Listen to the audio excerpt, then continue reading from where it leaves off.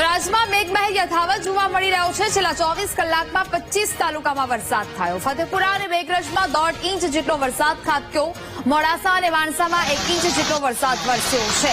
વીરપુર અને પ્રાંતિજમાં 1.5 ઇંચ વરસાદ થયો। ધનસુરા અને સંતરામપુરમાં પણ 1.5 ઇંચ વરસાદ થયો છે।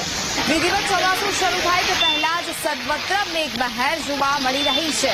ફતેપુરા અને મેઘરજમાં પણ 1.5 ઇંચ જેટલો વરસાદ છે તે શરૂ થયો છે। રાજ્યમાં મેઘમહેર યથાવત જોવા મળી રહી છે।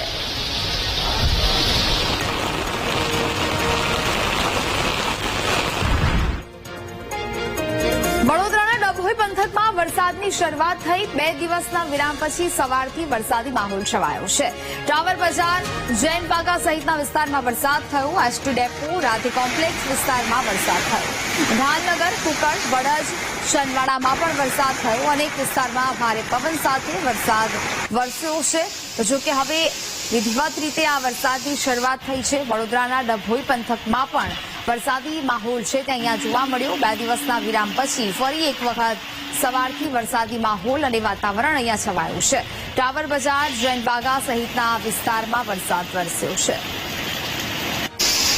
સંવાદદાતા માનુ ચાવડા ફોન લાઈન પર જોડાયા છે। માનુ, વડોદરાના ડભોઈ પંથકમાં વરસાદની શરૂઆત થઈ છે, શું સ્થિતિ?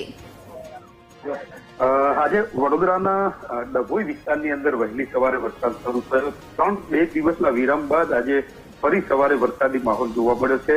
પંથકના અનેક વિસ્તારોમાં પવન સાથે વરસાદ પડ્યો છે।